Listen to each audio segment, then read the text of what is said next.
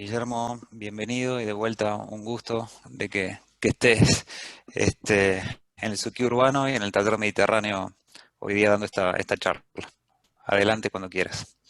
Bueno, muchas gracias, Cristian, y al resto de los colegas. Yo, en primer lugar, a ver si estoy bien con la proyección que quiero. este,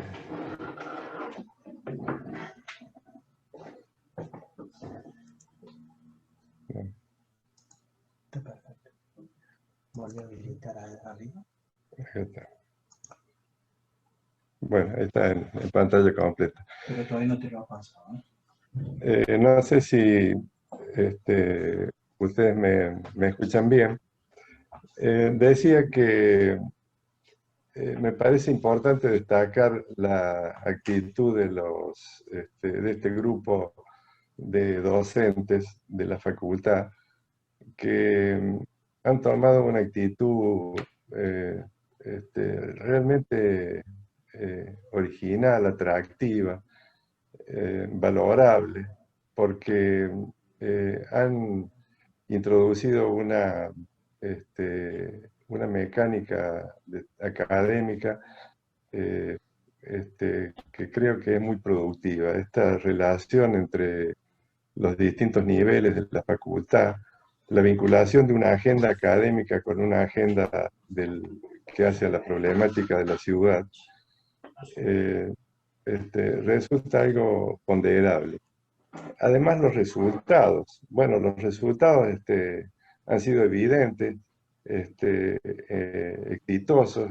Este registro que da el libro Suquía Urbano, un excelente libro, refleja un trabajo compartido de muchísima gente, el entusiasmo de los alumnos, el compromiso, la exposición que se hizo a fines del año pasado en la vieja usina y en el subsuelo, un espacio enorme que quedó colmado con una cantidad de trabajos enormes, que tenían una gran riqueza en cuanto a los enfoques conceptuales, en cuanto a la producción arquitectónica, urbanística, y que sorprendió, yo diría, a toda la gente que lo visitó. Fueron mucha gente de la municipalidad, de la provincia, de hidráulica, y quedaron sorprendidos por esta producción de la Facultad de Arquitectura de la Universidad Nacional. Eso en primer lugar. Y a continuación quería mencionar algunas cuestiones que creo que es importante destacar, o puntos sobre los que hay que reflexionar y que están enumerados aquí en esta listita arriba. Dice aspectos ambientales. Quiero relatar además una experiencia que para mí fue una verdadera experiencia de vida en la década del 80, acompañándolo al doctor Ramón Bautista Mestre. Eh, Quiero referirme también a la necesidad permanente, a la persistencia que es necesario tener en cuanto al mantenimiento, al cuidado y al control de los cauces de los ríos, y particularmente este que nos ocupa, el Subguía de Córdoba. Las posibilidades y las limitaciones que existen en cuanto a las intervenciones sobre un cauce de un río que es bastante cambiante, muy pequeño en invierno, generalmente en periodos de pocas lluvias, tumultuoso con crecientes de verano, que fijan una serie de condiciones o de condicionantes en relación a las intervenciones dentro del cauce. Pero obviamente también están los entornos urbanos que en definitiva no se pueden escindir de esta relación, es decir, el cauce del río con la ciudad que se le aproxima. Y por último, una mención a algunas nuevas exploraciones que se pueden realizar algunos nuevos enfoques. Obviamente, la mayoría está registrado en este trabajo, en el libro del Suki urbano, y obviamente es una invitación importante para el nuevo curso que se inicia, que lo hace con un antecedente, con con un conjunto de iniciativas previas que dan una base para, o generan una plataforma para el lanzamiento de un nuevo curso o un nuevo avance sobre este tema.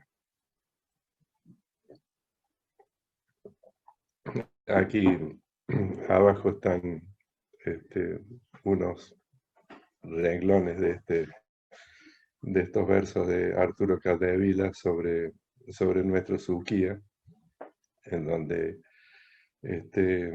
menciona que hasta el nombre le habían robado, y yo me atrevo a poner que no solo el nombre le robamos a nuestro Suquía.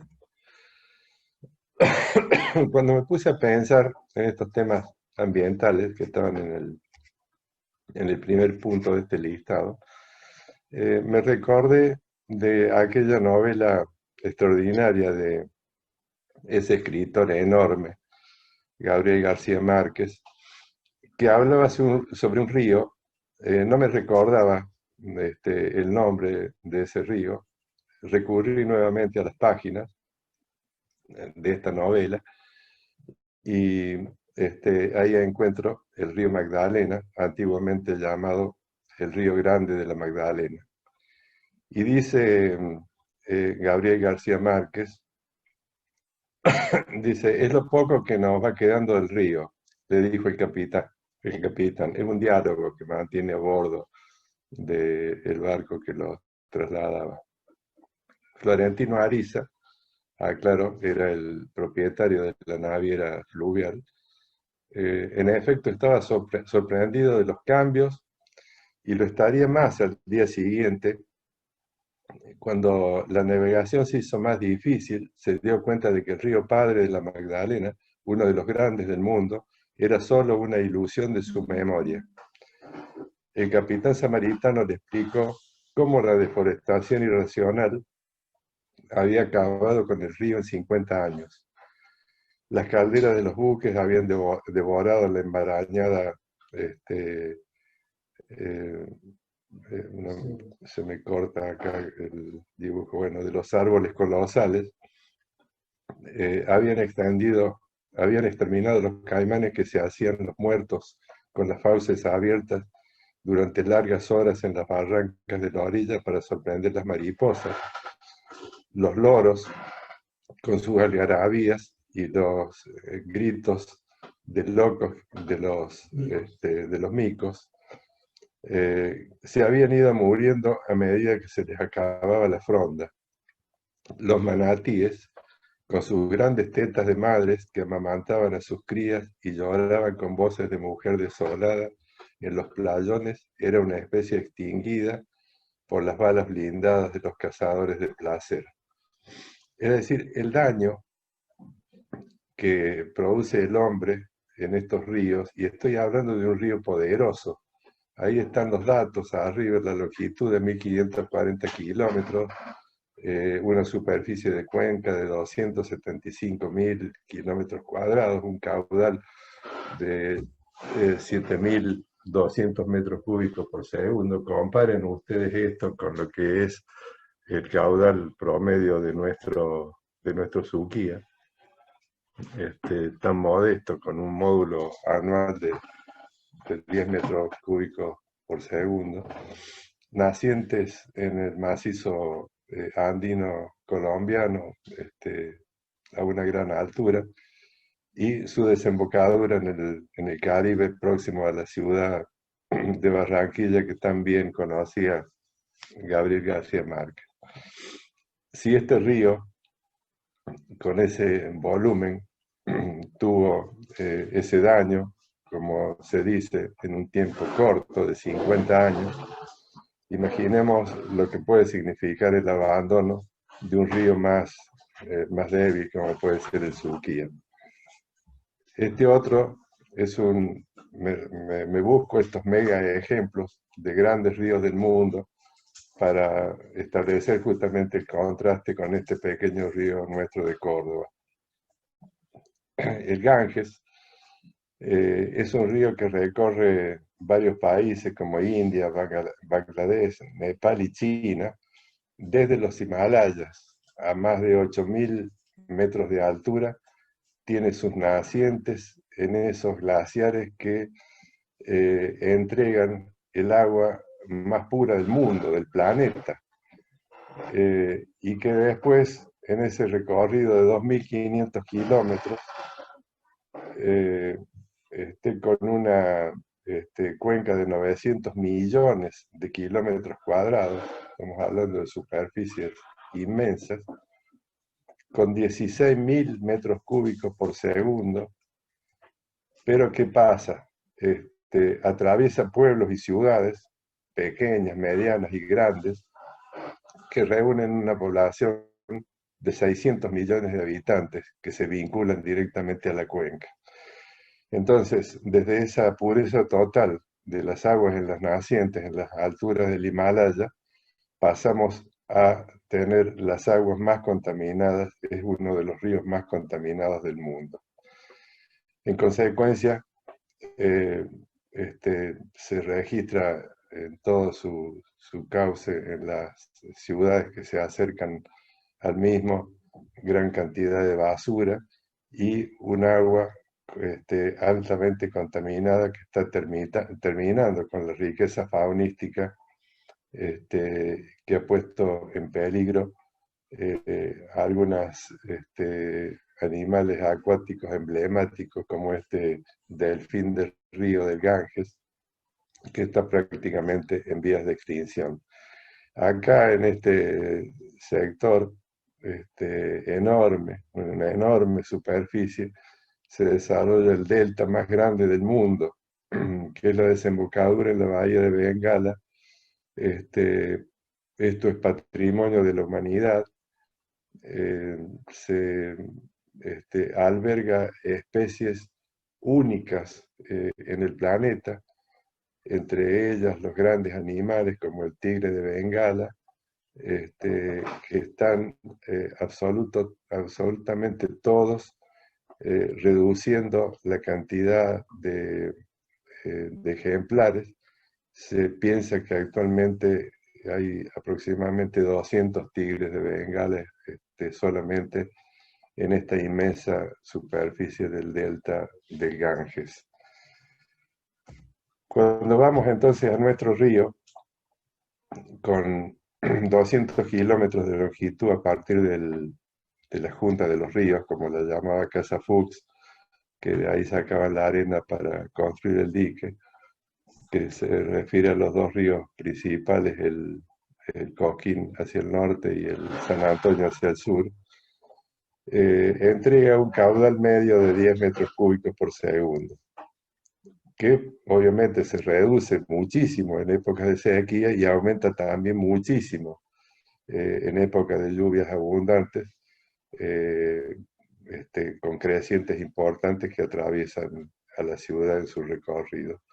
Es una cuenca endorreica que nace acá en el talud oriental de las Sierras Grandes, este castillo de aguas, como se lo ha dado en llamar, y que es quizás una de las cuestiones más importantes en las cuales se debe prestar la atención, en donde más cuidado hay que tener, en donde más protección hay que tener con esta enmarañada cantidad de pequeñas vertientes, hilos de agua que van después sumándose y formando ríos, arroyos y ríos que finalmente terminan en los más importantes y llegan a llenar nuestro embalse, que, bueno está decirlo, es nuestro tanque de reserva, digamos así, entrecomillándolo, de la cual depende en gran parte la ciudad de Córdoba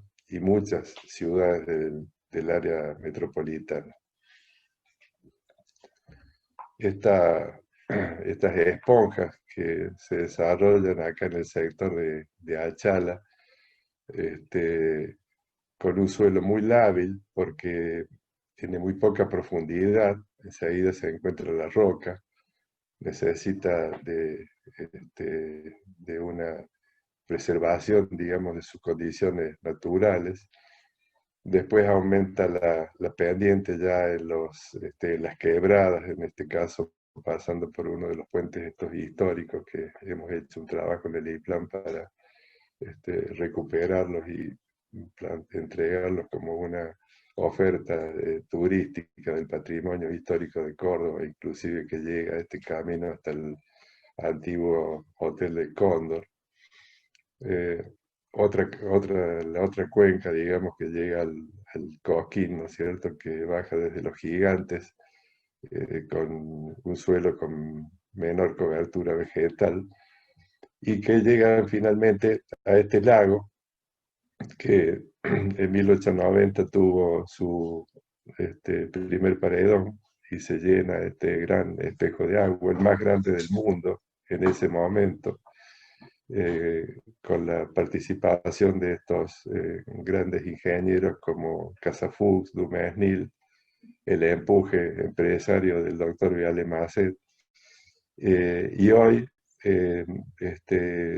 rodeado, digamos, en su perilago con esta gran ciudad de Villa Carlos Paz, que plantea una presión, ¿no es cierto?, de tipo ambiental muy importante, como tantas cosas que hacemos lamentablemente en nuestro país y se hacen en muchos otros países que no han llegado a desarrollar una conciencia ambiental,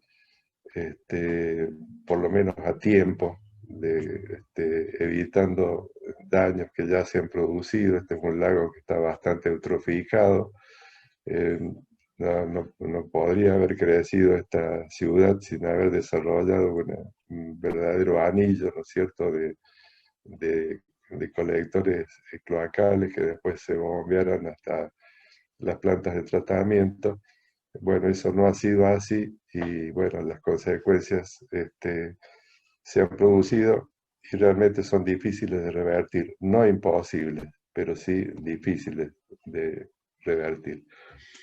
Y ahora entonces, como dije, me voy a remitir a aquella experiencia que para mí fue una experiencia de vida, y mi agradecimiento eterno a quien me convocó, a aquel candidato en ese momento a intendente, el doctor Ramón Bautista Mestre. Formamos un equipo. Yo siempre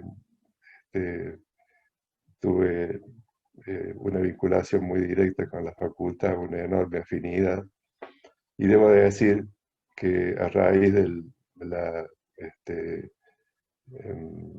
la posibilidad que me dio aquel candidato a intendente y futuro intendente de conformar mi equipo, debo de decir que todos los miembros de la Secretaría de Desarrollo Urbano eran profesores de la facultad.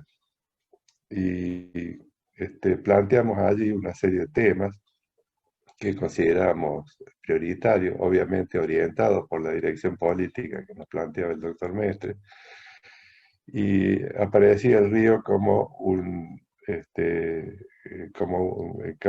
encabezando una agenda de prioridades. Me recuerdo también de mis viejos profesores de la facultad, que siempre nos hablaban del río, ¿no?, lamentándose de las condiciones en que estaba, este enorme basural, cómo lo habíamos degradado. Por eso dije que no solo el nombre le habíamos quitado muchas otras cosas, de lo que significaban los ríos en otros países, fundamentalmente países europeos. Pensemos en los 10 países que atraviesan el Danubio, cada uno de sus paisajes urbanos relacionados con el río son lugares memorables. Y en este caso, nos encontramos con un verdadero basural lineal que no terminaba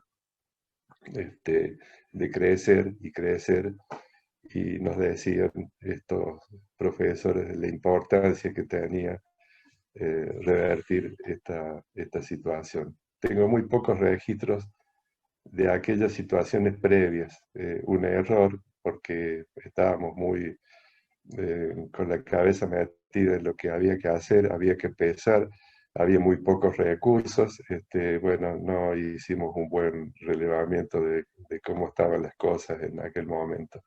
Un canal de estiaje destruido, prácticamente colmatado con material de arrastre que no dejaba circular el agua o por lo menos la totalidad del agua por su espacio propio de canal, sino que la misma salía por fuera, formaba lagunas que cuando el río bajaba terminaban siendo lagunas de aguas podridas con proliferación de mosquitos, etc. Y en esa situación en la que nos teníamos que mover, en donde los recursos eran muy escasos, no tenía otra posibilidad que pensarse en un desarrollo muy secuencial de las obras necesarias. Y básicamente pensamos en revertir una situación que se daba, que era la llegada de las calles hasta el curso del río,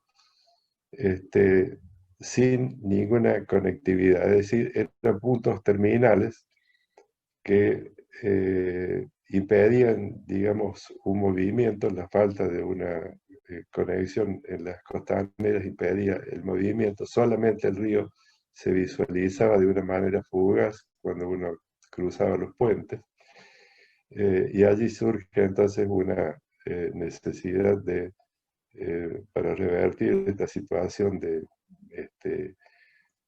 porque todo esto era un lugar no solamente inaccesible, sino indeseable.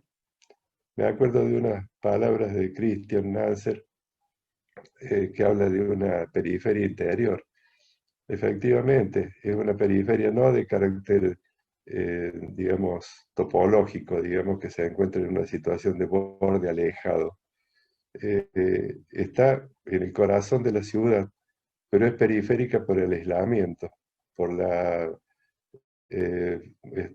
función secundaria que cumple desde el punto de vista urbanístico.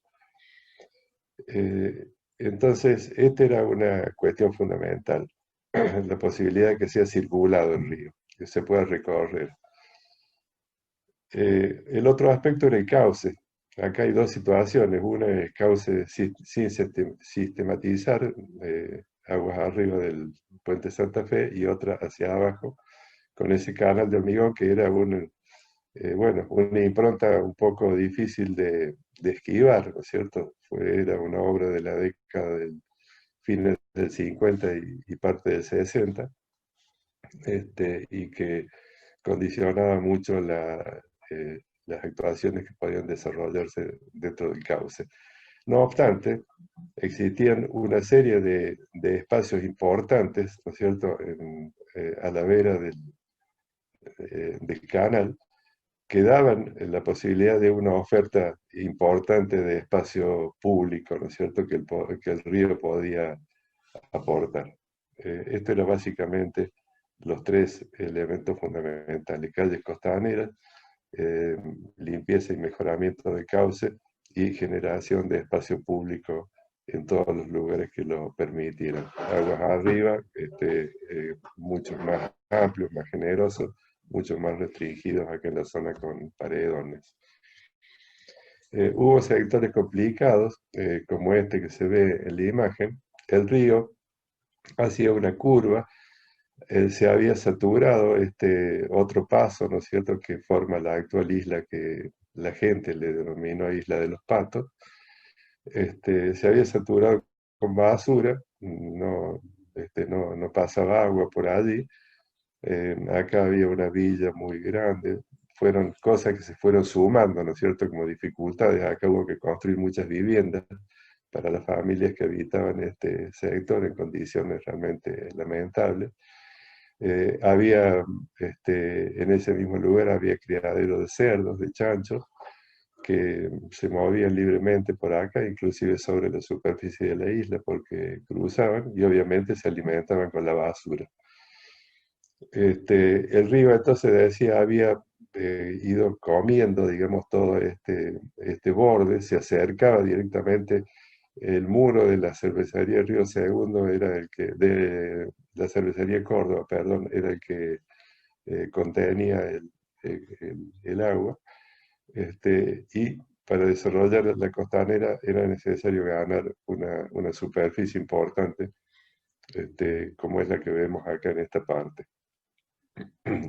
Una larga lucha con la dirección de hidráulica, lucha entre comillado esto, porque indudablemente ellos, con una lógica hidráulica, exigían una capacidad de escurrimiento que nosotros estábamos limitando, digamos, con este avance. Pero obviamente nuestro argumento era que íbamos a abrir el otro brazo, que esto compensaba. Bueno, larga discusión, perdimos casi un año con esta gestión, porque ustedes saben que es la provincia la que tiene la jurisdicción sobre el río, no la municipalidad. Entonces era necesario recurrir a todas estas autorizaciones. Finalmente hasta tuvimos que pavimentar todo esto tiene una losa, todo el recorrido longitudinal de la isla en este brazo sur, tiene una losa de hormigón de 20 centímetros más o menos, que nos costó bastante cara, para lograr una superficie lisa que aumenta la capacidad de escurrimiento del río. Y bueno, quedó esta isla con los dos brazos funcionando. Planteamos estos dos accesos que se vinculaban a su vez en un eje con algunos elementos que conforman el diseño de este espacio público, que, fíjense ustedes, estos puentes, como sería el estado de abandono, estaban tirados en el río, aguas abajo, allá cerca del molino Río de la Plata, donde cruzaba desde el ferrocarril Belgrano la conexión al Mitre. Estaba anulada porque se había caído el puente metálico, un puente muy antiguo, histórico, de valor, que lo utilizamos para generar estos dos accesos a la isla, ¿no es cierto?, como se ven acá. Acá empezó a verse ya con sorpresa por parte nuestra la repercusión que había tenido en la comunidad esta iniciativa. Porque yo mencionaba a los profesores de la facultad, pero realmente era un clamor popular, una queja que se podía escuchar en muchas partes. Que el río que había que mejorarlo, que el río que había que mejorarlo, y bueno, y pasaban los años, y pasaban los años. Entonces, cuando se produjeron estas cosas, estas primeras intervenciones, hubo una respuesta realmente llamativa. La masividad de ir a conocer estos lugares, fíjense que no había nada en la isla todavía. Esto debe haber sido un episodio posiblemente del día de la primavera o algo así. La cantidad de estudiantes, que eran muchos más en esa época en el barrio de Alberdi, ahora quizás con los años se fueron trasladando más la población estudiantil hacia Nueva Córdoba o General Paz, encontraban un espacio, un lugar de reunión que era realmente importante, ¿no es cierto?, de grandes dimensiones y bastante singular en su característica de paisaje. Bueno, los patos estos, anduvimos dando vueltas, yo andaba preguntando en distintos campos que visitaba si podía conseguir patos, huevos de pato, aunque sea para incubarlo. Finalmente me dieron el dato, veterinaria avícola en Buenos Aires nos envió los patitos en cajones por el ferrocarril, en esa época funcionaba, y se desarrollaron muy bien. Son animales muy dóciles, muy amigables. Es el pato Pekín, el Beijing Duck, tan conocido en China porque es un plato preferido, ¿no es cierto?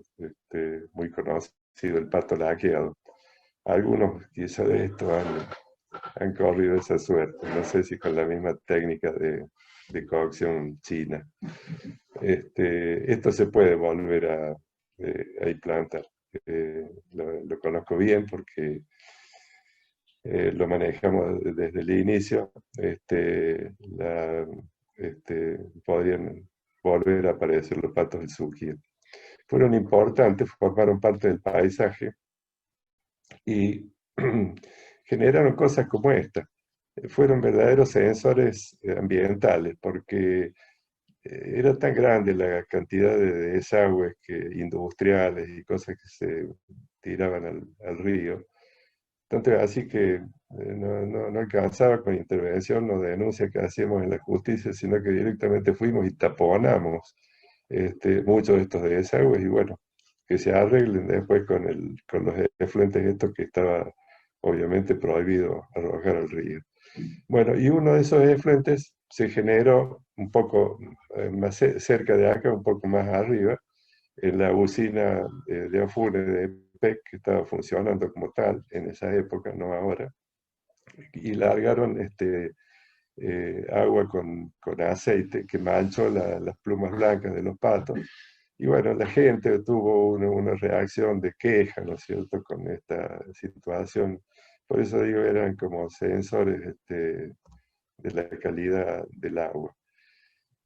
Bueno, esto también, las lagunas estas, todos los pozos que se habían ido generando, se rellenaron con todo el material.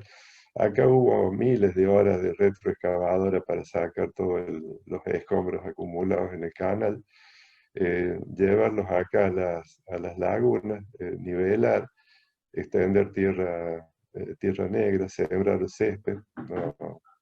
No había estas alfombras que vienen ahora de césped que se pueden colocar rápidamente.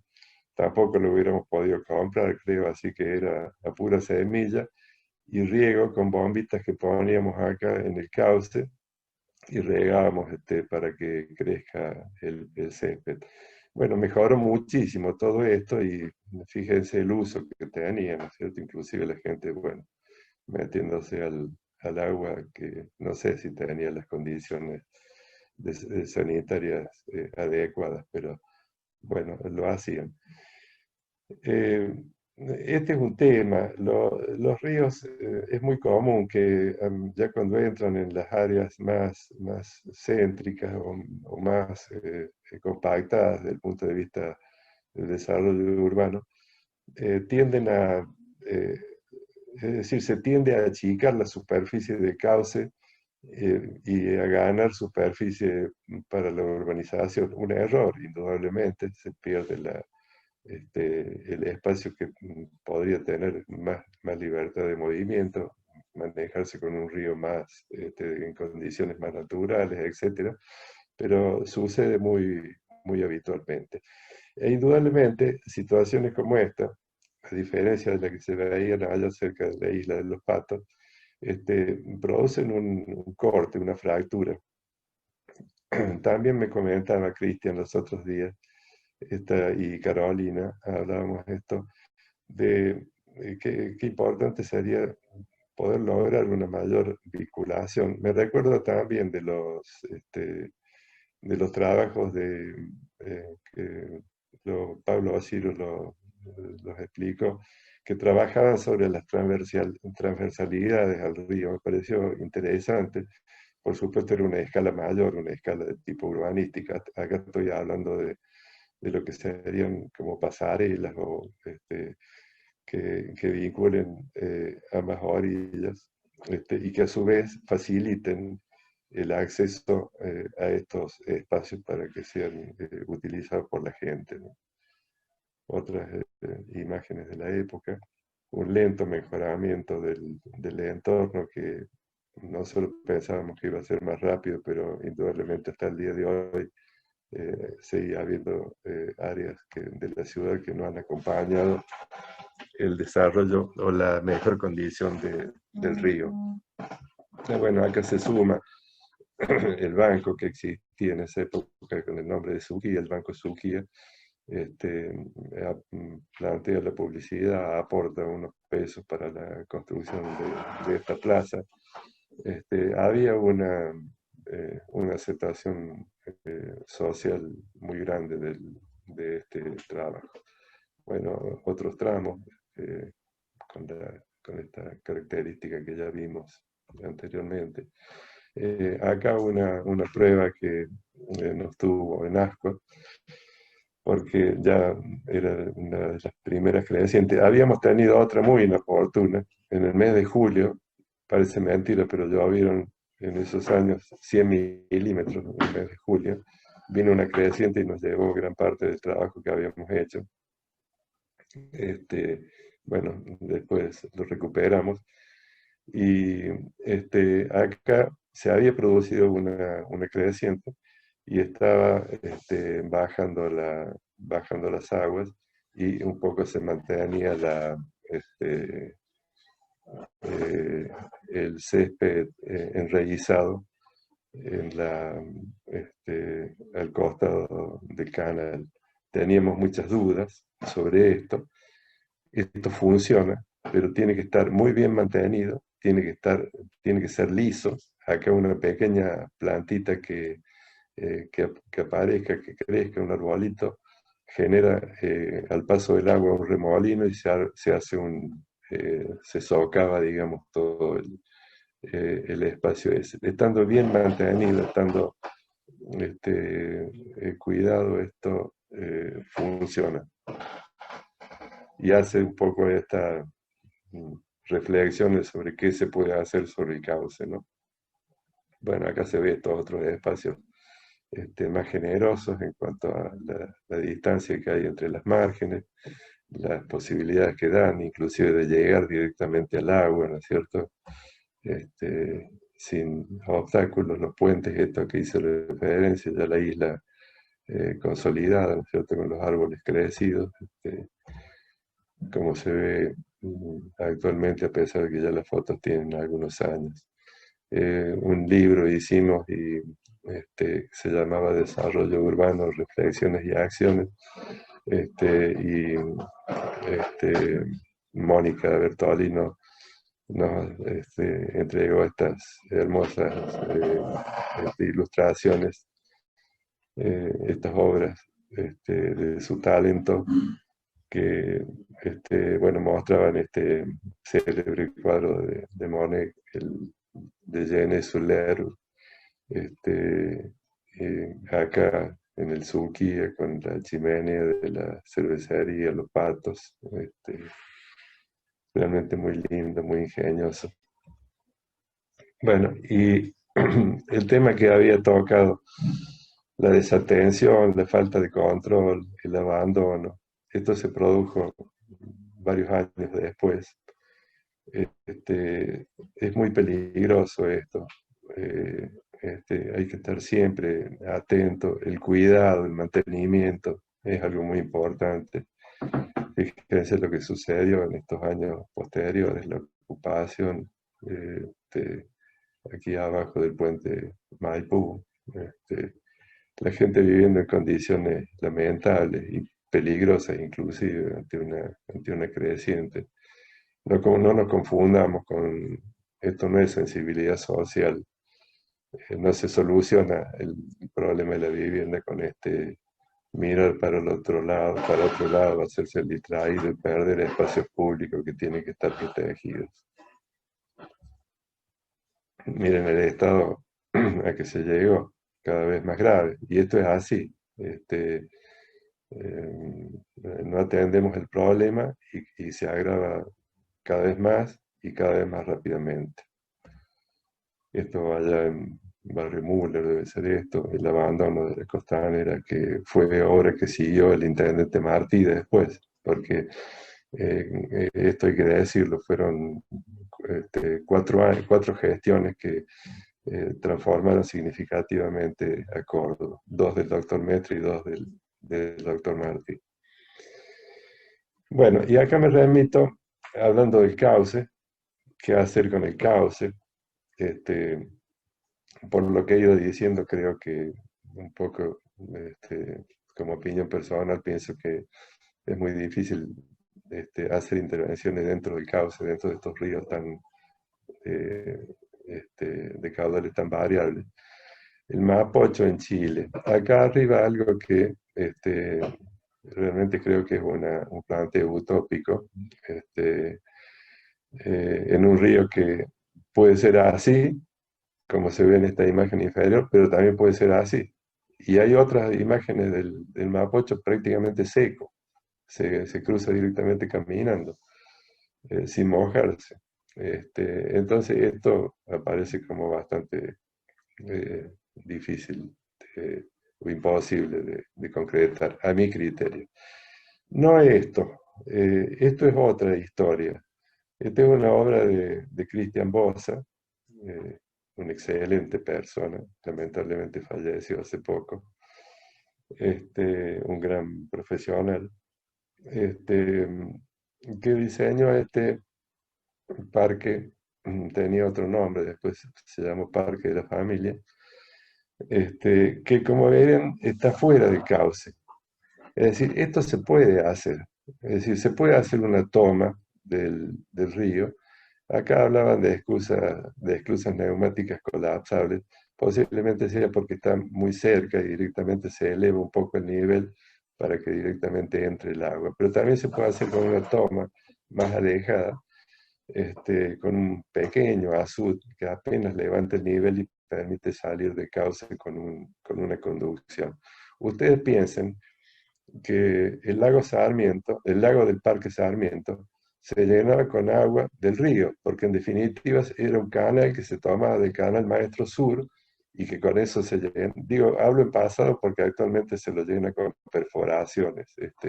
Ese canal, ese pequeño canal que salía del canal Maestro Sur ya no está en funcionamiento.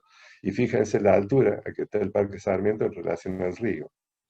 Entonces, esto sí es factible, porque no compromete, digamos, al cauce del río, a las crecientes. Entonces, si hubiera disponibilidad de espacios próximos, ¿no es cierto?, en estos entornos ribereños, este tipo de cosas podrían concretarse como este parque de la familia en Santiago de Chile, a la vera del Mapocho.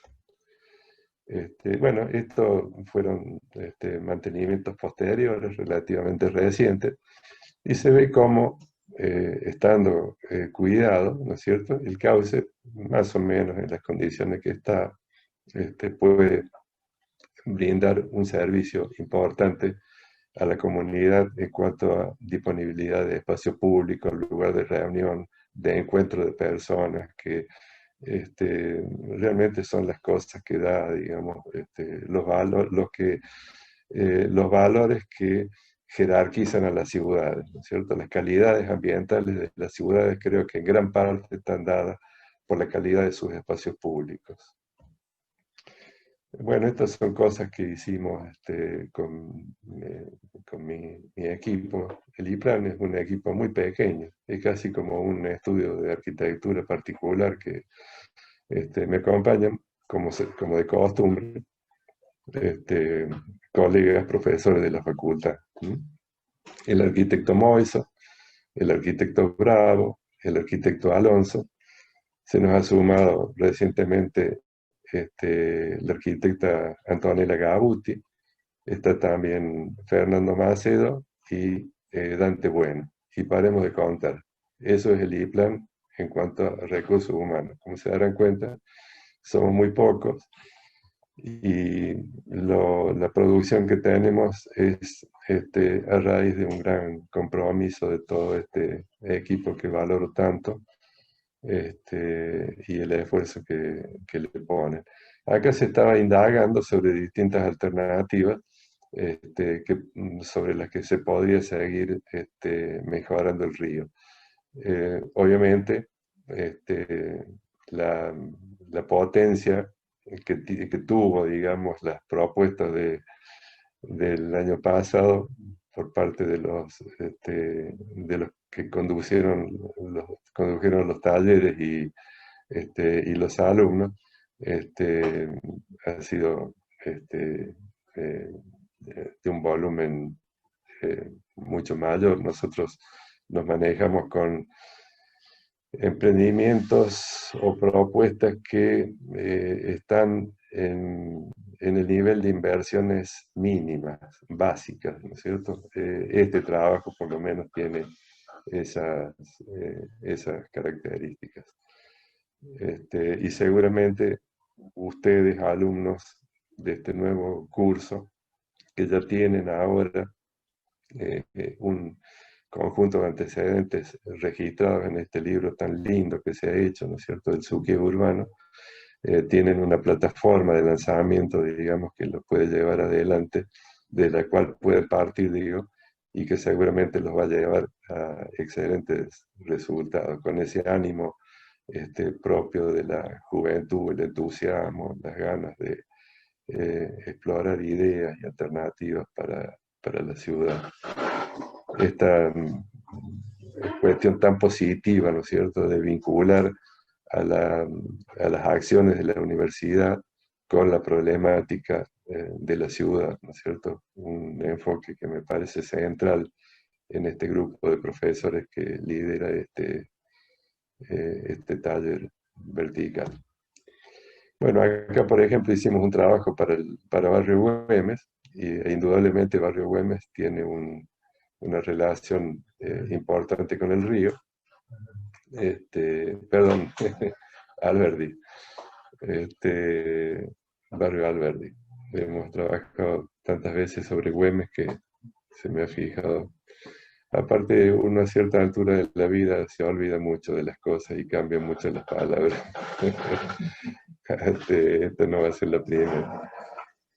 Y bueno, el protagonismo que tiene el río acá en Alberdi es evidente, y cuando uno lo recorre, empieza a encontrar cuestiones que pueden mejorarse, que no requieren grandes inversiones.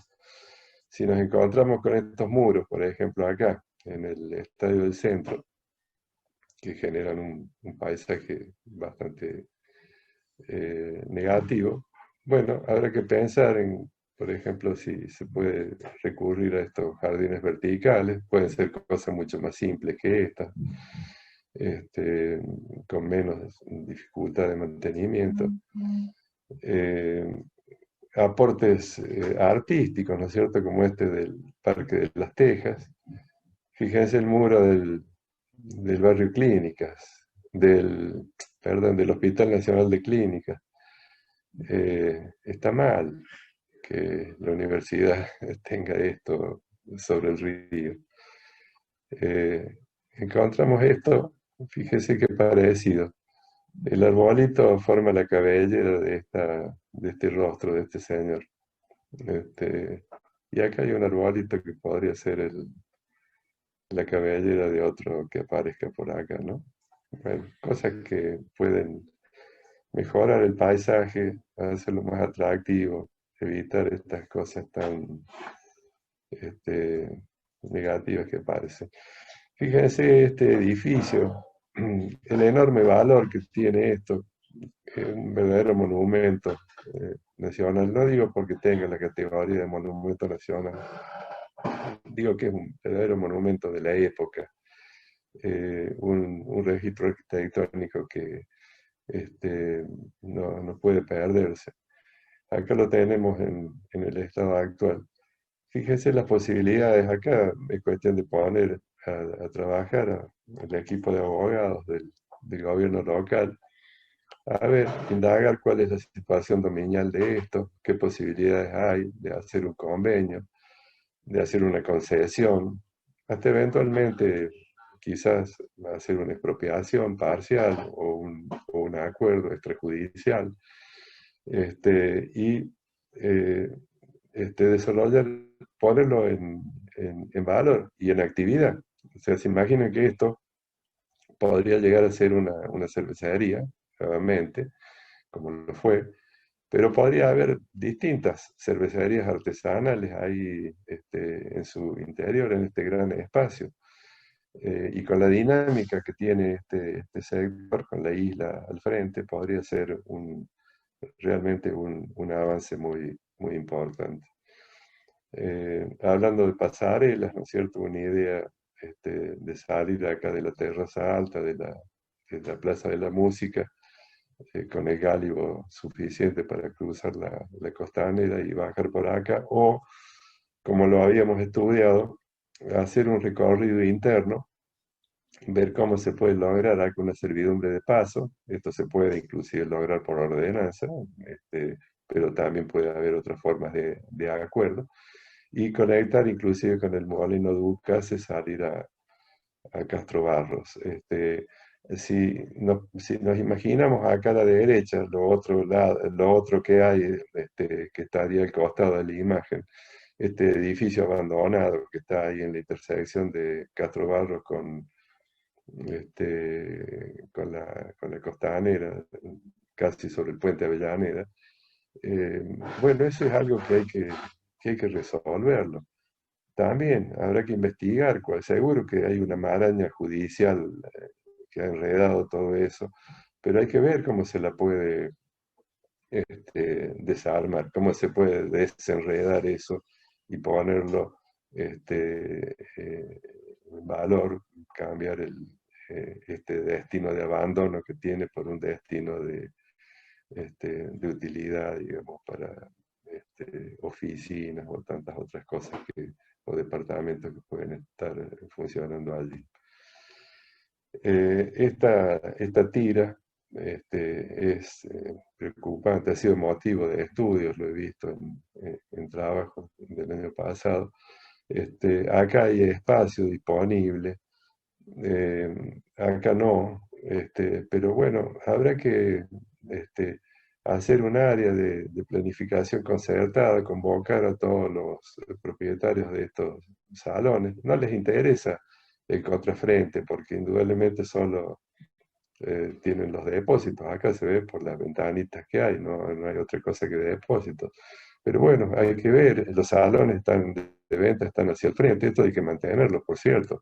La actividad comercial es importante, pero quizás estos depósitos pueden subir a un nivel de entrepiso, y se puede liberar acá y desarrollar algún tipo de actividad que cambie esta situación de fondo por una situación de frente, ¿cierto? Imagínense un hotel internacional acá, esta plaza, ¿no es cierto? Eh, hagan hagan el recorrido, lléguense hasta esta plaza y miren la imagen de la fachada esta sobre el río. El mismo sector y las mismas consideraciones.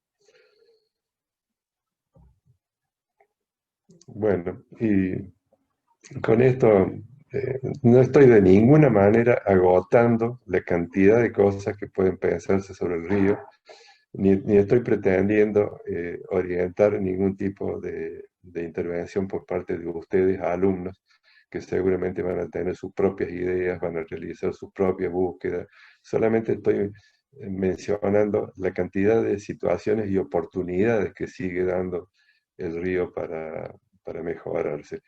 Acá llega el Paseo de los Fundadores, así nombrado en los últimos años, porque en definitiva es la continuación de la Avenida Patria, que llega a una pequeña plazoleta que también hicimos en aquellos años en la municipalidad. No tiene ninguna importancia, simplemente la importancia que tiene es el lugar, porque aquí se construyó el primer, eh,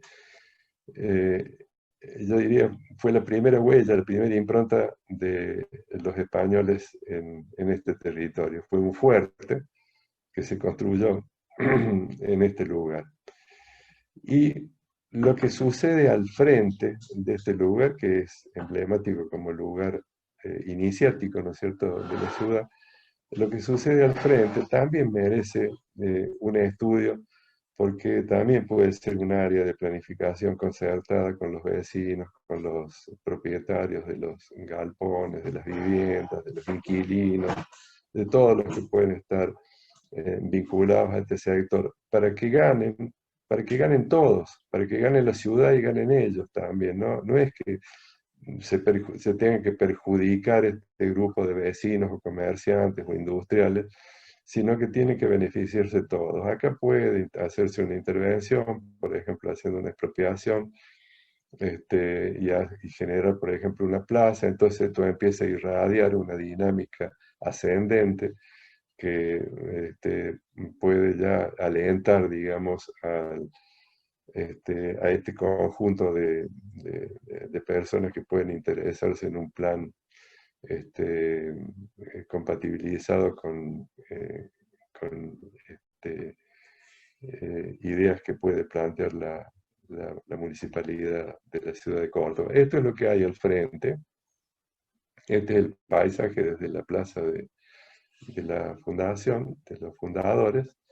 Estas fotos no son totalmente actuales, pero es más o menos la realidad que se da en la actualidad.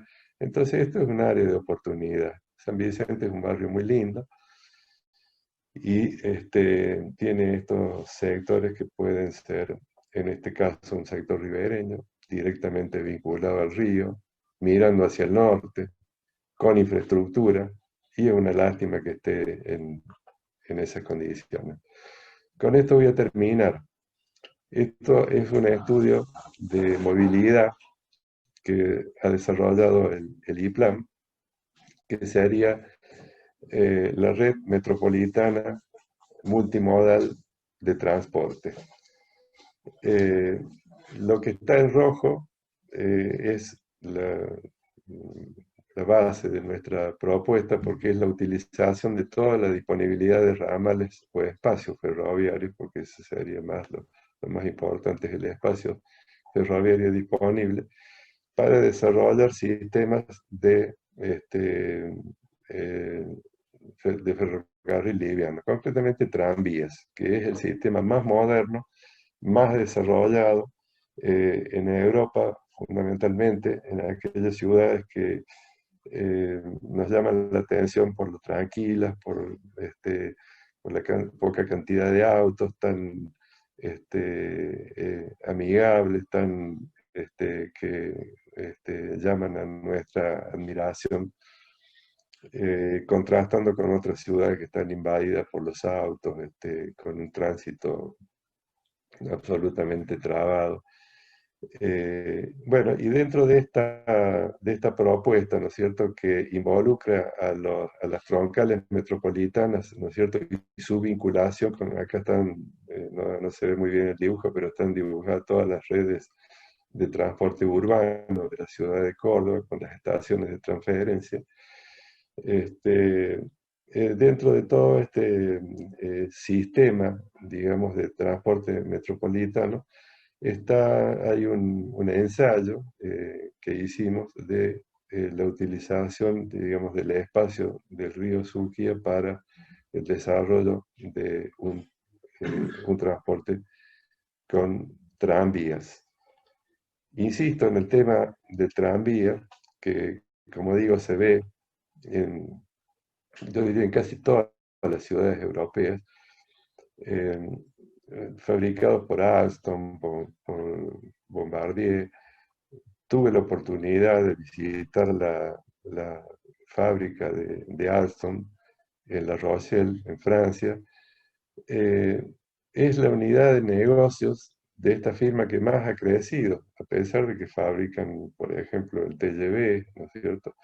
Bueno, los tranvías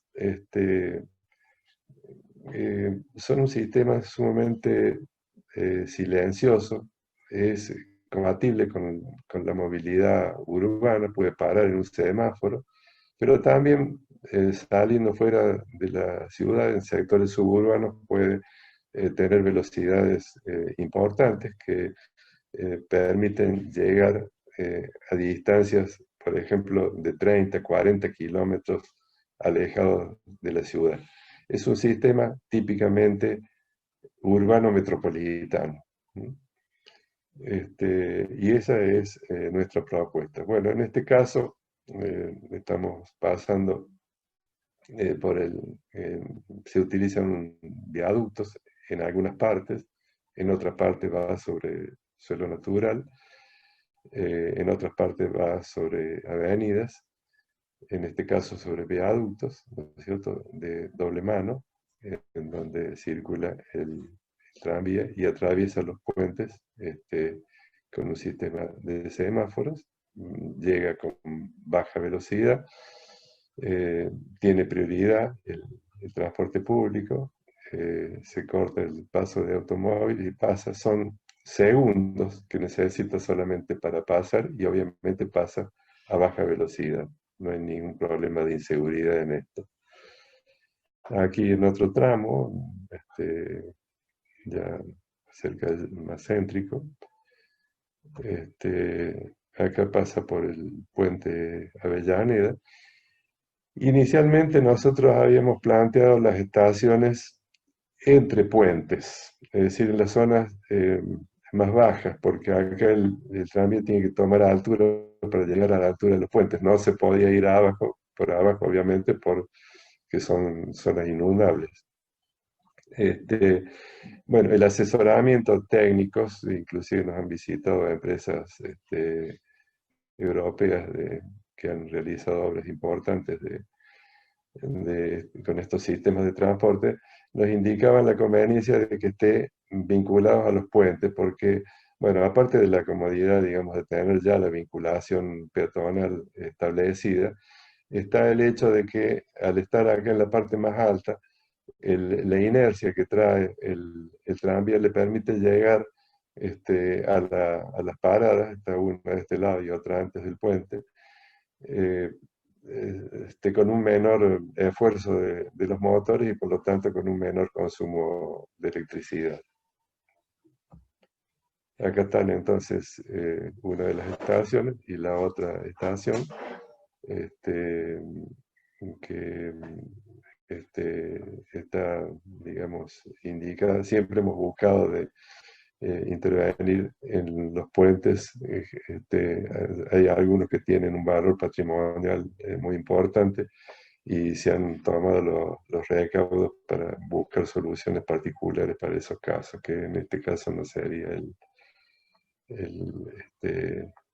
que compete a lo que estoy mencionando.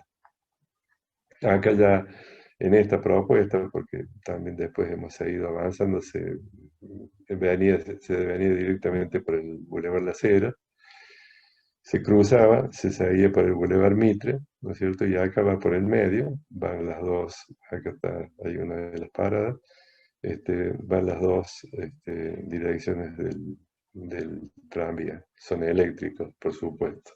Teníamos también hechas las consultas con la empresa provincial, los lugares en donde irían los talleres, que eran Villa Páez, etc. Un trabajo muy, muy adelantado. Esto contó con la adhesión de las autoridades provinciales, pero no existía la disponibilidad de recursos necesarios. Es un proyecto que está en una magnitud por lo menos de 300 millones de dólares, de ahí un poco hacia arriba. Y con esto termine y espero haber cumplido con la misión que me encomendaron oportunamente. Muchísimas gracias, Guillermo, en nombre de todos los talleres que integramos el Suki Urbano. Y la verdad que un lujo tenerte en la presentación del libro.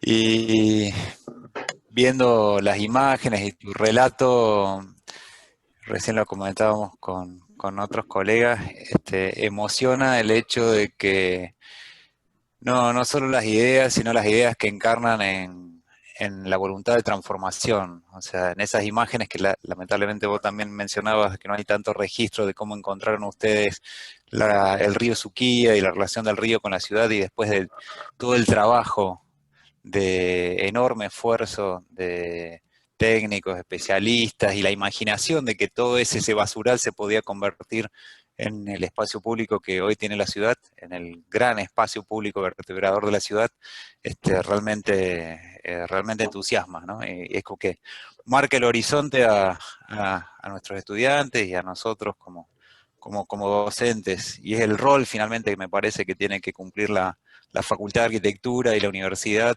en relación a las posibilidades de transformación de la ciudad, ¿no? Muchas gracias. Al contrario, gracias.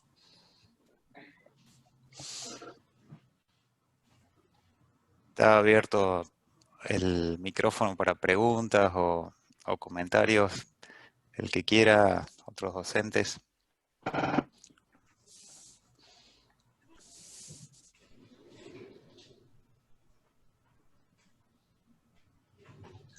Puede ser que Germán también pueda recibir algunas preguntas desde el YouTube que se estaba transmitiendo por ahí. No sé si alguien, Pablo, vos lo estás viendo por YouTube también. Yo acá sí leo del chat que felicitaciones al arquitecto Iroz y a todo su equipo desde la Fundación Cordobeses, comprometidos, le mandamos un fuerte abrazo.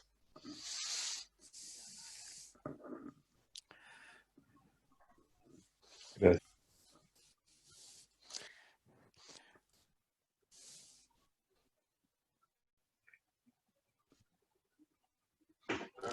Tenemos también amigos y profesores que es un gusto volver a ver, a Juan Yunta entre los presentes.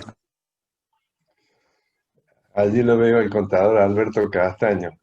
Me acompañó, fuimos compañeros de ruta durante todos esos años. Un gran amigo, un gran funcionario, Juancito Yunta, que desarrolló realmente una tarea enorme. Tuvimos que construir el mercado de abasto en su momento. Todo era difícil. Había una gestión iniciada años anteriores, en la época de gobiernos militares, con este, el BID. Bueno, allá fuimos buscando el crédito del BID. Cada vez nos pedían más papeles, no sé, creo que llegamos más o menos al metro de altura el expediente para lograr la financiación para construir el mercado. Finalmente abandonamos. Había que contratar consultoras para desarrollar el proyecto.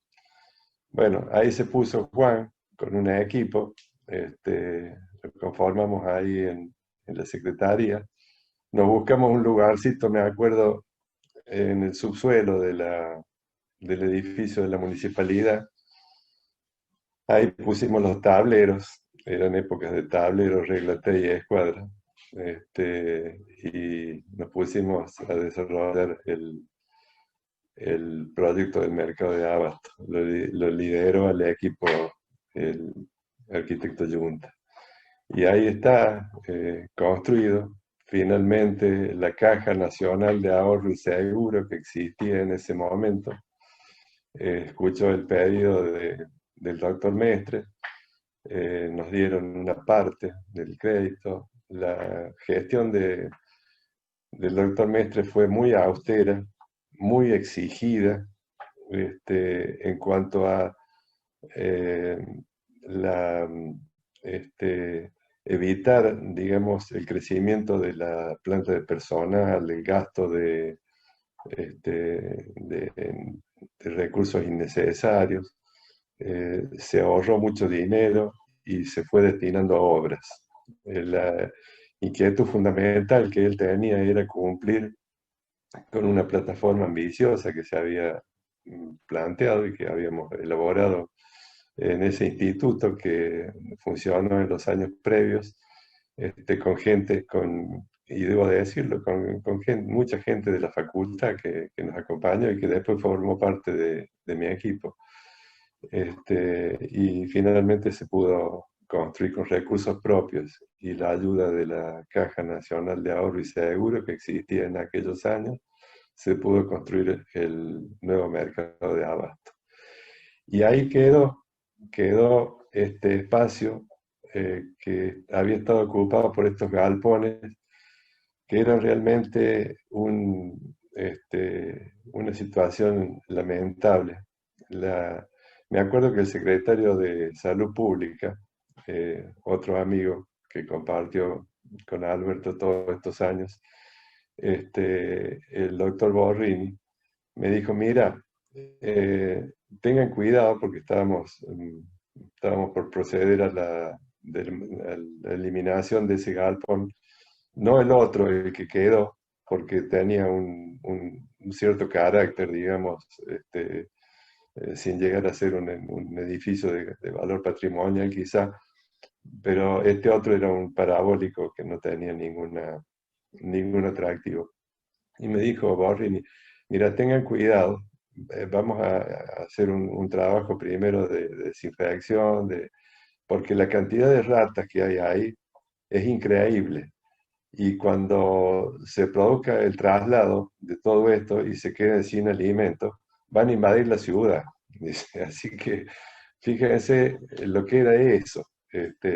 Un mercado que estaba, hay mercados, tantos mercados podríamos hablar, ¿no es cierto?, que nos atraen, no sé, vamos a Seattle y lo primero que vamos a ver quizás sea el mercado y queremos ir a cenar allí y tantos otros ejemplos del mundo. Bueno, este no era el caso, este no era el caso, era un caso lamentable. Bueno, y ahí quedó. Y fíjense cómo han pasado los años. Está ahí el edificio del Consejo Deliberante a medio construir. Aquel proyecto tuve la oportunidad de participar en el jurado que eligió el premio del arquitecto, el primer premio fue del arquitecto Mariano Faraci. Bueno, y ojalá se termine. Allí tendríamos una parada del ferro urbano, ¿no es cierto? Será la parada Consejo Deliberante, se llamará. Y está el otro galpón ahí al lado que quiso ser Museo de Bellas Artes y no lo fue. Así que está todo eso ahí, es un nodo realmente tan emblemático dentro de Córdoba y en esta situación de indefinición. Bueno, ojalá se supere, ¿no? Ahí, Guillermo, en el chat te voy a leer. Marco Ariel dice, hace algunos años, en mejores circunstancias, se había planteado la idea de construir un subterráneo. Yo creo que lo del tranvía eléctrico, si es algo más factible, es algo más factible de poder lograr en un futuro. Bueno, sin duda. Yo debo de decirle que el subterráneo, en opinión personal, no soy un experto en transporte, pero quizás como usuario en distintos viajes, creo que es el mejor sistema del mundo. Eso no se puede negar. La capacidad de transporte que tiene, la relación pasajero-kilómetro es imbatible. Este, pero creo que es inaccesible para Córdoba. Se hablaba de esos kilómetros, que no me acuerdo si puede ser 18 kilómetros o menos. Se hablaba, sí, 18 kilómetros, porque se hablaba de 100 millones de pesos, 100 millones de dólares el kilómetro. O sea, estamos hablando de una obra de 1.800 millones de dólares para un desarrollo bastante reducido, muy reducido. Nueva York conecta sus 5 barrios, desde Manhattan a todos los otros, a Queens, eh, Brooklyn, Long Island, etc. Bronx, 400 kilómetros de subterráneo. En Manhattan ya prácticamente el 60% de la población ha dejado de usar el automóvil. Y hace algunos años, quienes estuvimos hace mucho tiempo, nos recordaremos el infierno que era moverse por Manhattan. Hoy es una ciudad tranquila con una calidad ambiental que se ha superado muchísimo, de manera que el transporte público, la movilidad, tiene que ser eh, una, eh, una especie de faro que nos oriente, ¿no es cierto?, en todas las propuestas urbanísticas que podamos estar haciendo para nuestra ciudad. El transporte de Córdoba está colapsado, no por esta situación de pandemia, está colapsado porque ya es un sistema antiguo. No se puede pensar en un sistema encapsulado dentro de lo que es la ciudad capital, desvinculado de una red de transporte metropolitano. Ya la ciudad no es la ciudad esa aislada, rodeada de campo que tuvimos hace 30 años, 40 años. Hoy es un sistema de ciudades que está vinculado en muchos casos en forma directa, físicamente, a través de conurbaciones, en otros casos sin tomar contacto directo. Hay una cantidad de pueblos y ciudades que mantienen una relación, una dinámica muy potente, muy fuerte con la ciudad capital, y todo esto demanda de un sistema integrado, multimodal, que vincule la escala metropolitana con con las escalas urbanas, porque hay otros sistemas urbanos en otros pueblos y ciudades que rodean a Córdoba.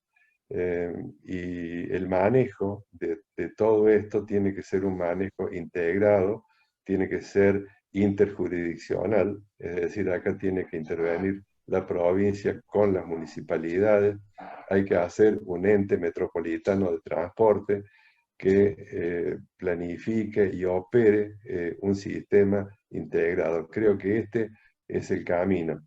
Y si seguimos pensando que podemos agregar algunos ómnibus más, cambiar un poco los modelos, mejorar esto o aquello, yo creo que no estamos dando en la tecla. Yo creo que hay que pensar las cosas con un enfoque mucho más abarcativo que supere en todo sentido la situación actual, ¿no? Bueno, Guillermo, tenés muchísimas felicitaciones que te las voy a leer, pero hay dos preguntas y así voy a seguir con las preguntas. Juan Ezequiel Vallejos pregunta, ¿qué opinás de los reservorios de agua tipo diques para tener ríos con otro nivel de impaciencia? Se me ha cortado un poco, Caro. Para, voy a sacar la cámara así, a ver si me escuchan mejor. Juan Ezequiel Vallejos pregunta, ¿qué opinas de los reservorios de agua tipo diques para tener ríos con otro nivel de impronta sobre el Suquía? Bueno, quizás Juan conozca mi opinión y no sé, en una de esas podemos tener alguna diferencia de opinión. Voy a entrar a responder de una manera que puede parecer un poquito extraña. A mí me encantaría tener lagunas en el Suquía, espejos de agua continuos, nivelados, que se pueda hacer canotaje, que dé una posibilidad que obviamente el río nuestro no la da. Pero creo, y hay una serie de antecedentes históricos que lo ratifican, que sería inconveniente. Sé que hay recursos como esas esclusas colapsibles que pueden desinflarse para cuando llegue el momento de creciente. Habría que ver cuánto duran, si no son dañadas. El tema del vandalismo es muy complicado en nuestro medio, hay que decirlo lamentablemente. Entonces, me parece que alternativas como esta, desarrollada en Santiago de Chile, en el Mapocho, según el proyecto de Cristian Bosa, saliendo afuera del cauce, sí, me parece muy bueno. Me parece una posibilidad concreta. El Parque Las Heras podría ser todo un parque acuático, digamos, que complemente el verde con el agua, ¿no es cierto? Y podríamos estar navegando en canoas allí en el Parque Las Heras.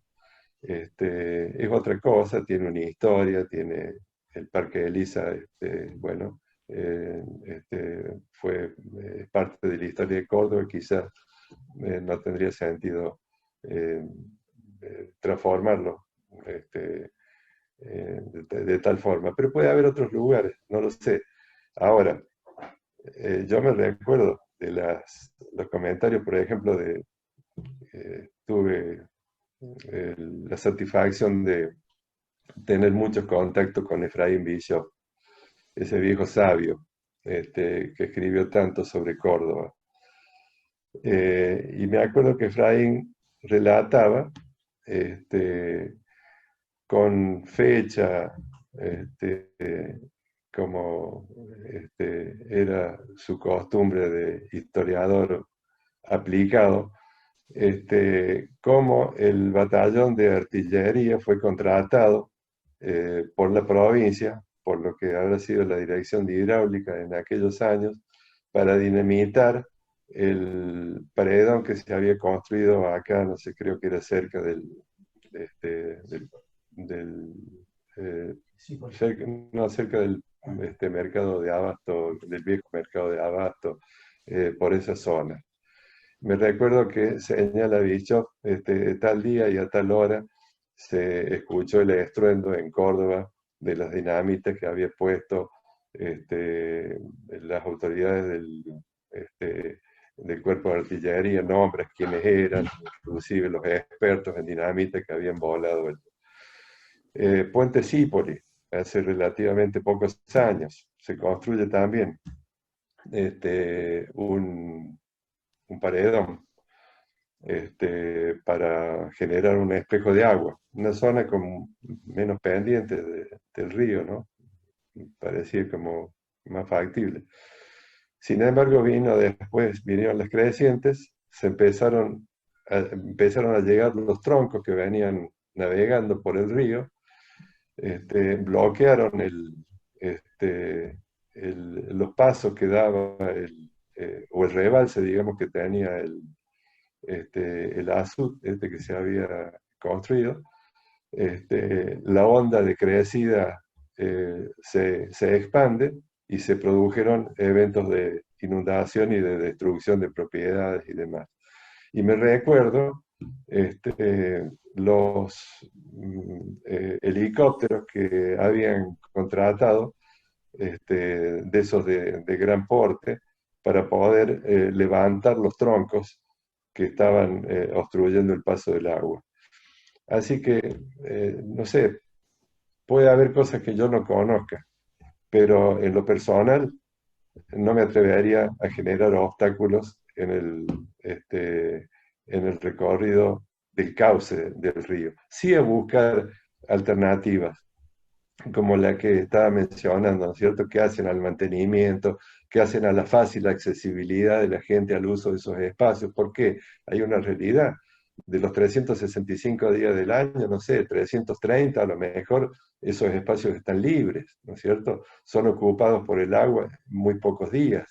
Entonces, son espacios utilizables.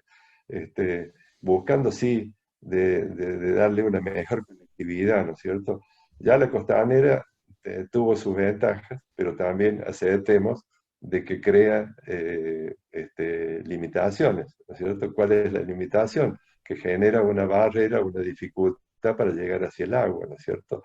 Pero bueno, en algunos lugares, ¿no es cierto?, la construcción de pasarelas que tengan espacios receptivos, en donde se encuentre alguna disponibilidad de espacio en los laterales, y haciendo a lo mejor algunos pequeños desvíos de la costanera, se pueden generar situaciones que den esa accesibilidad y ese contacto, ¿no es cierto?, con estos espacios bien tratados y mantenidos del río.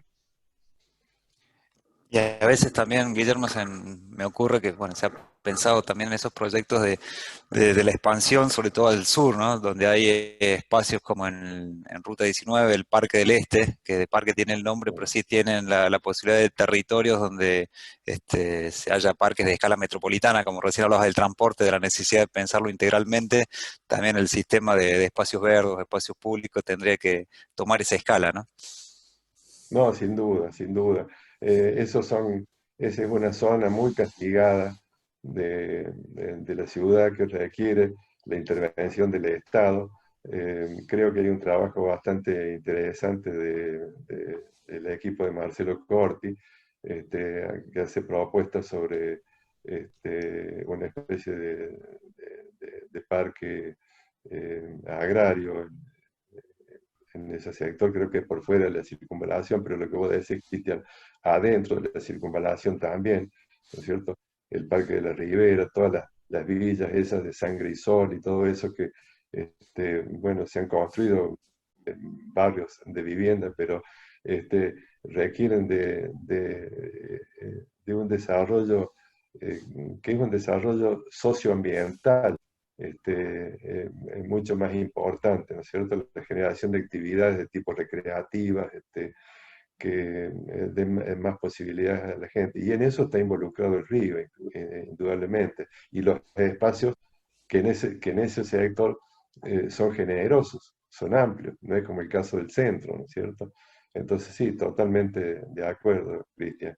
Y bueno, pensando en lo que, haciendo referencia al tema del corte de la conectividad de las costaneras en relación al curso de agua, por supuesto, aquellas ideas, ¿no es cierto?, de generar una especie de avenida en subsuelo, ¿no es cierto?, en túnel, y arriba un espacio verde, por supuesto, me parece hermosa la idea, ¿no es cierto? Ojalá que Medellín lo puedan hacer con todo el apoyo crediticio que tienen de fondos nacionales, porque también hay que decirlo, ¿no es cierto? No son inversiones municipales, pero son de una envergadura. Estamos en un país y en una ciudad y en una provincia que plantea restricciones, que hace que esas ideas, que son excelentes, que son muy lindas, que se han puesto en práctica en muchas otras cosas, como por ejemplo el soterramiento de los ferrocarriles en el ingreso a las ciudades, ¿no es cierto? ¿Cuántas ciudades han generado hermosos parques urbanos en sus playas ferroviarias, ¿no es cierto?, que han dejado de existir como tales y han pasado a ser recorridos en subsuelo, que eliminaron toda la movilidad de superficie. Pero bueno, hay que pagar. Guillermo, de vuelta, muchísimas gracias. Gracias a todos los que han concurrido a esta excelente exposición, a esta charla magistral de Guillermo, que obviamente se lo extraña en la facultad como docente permanente, como a tantos otros. Bueno, gracias a todos. Bueno, gracias, Cristian. Los viejitos tenemos que darle paso a los jóvenes. Así que está bien que me haya ido ya de la facultad, y a todos los colegas que me han acompañado, un muy afectuoso saludo, y por supuesto a los alumnos de esta nueva cámara que van a iniciar este trabajo. Háganlo con mucho entusiasmo, con mucha dedicación, que los resultados que van a obtener va a ser una satisfacción para ustedes, y eventualmente pueden ser artífices de aportes para esta querida ciudad de Córdoba. Gracias.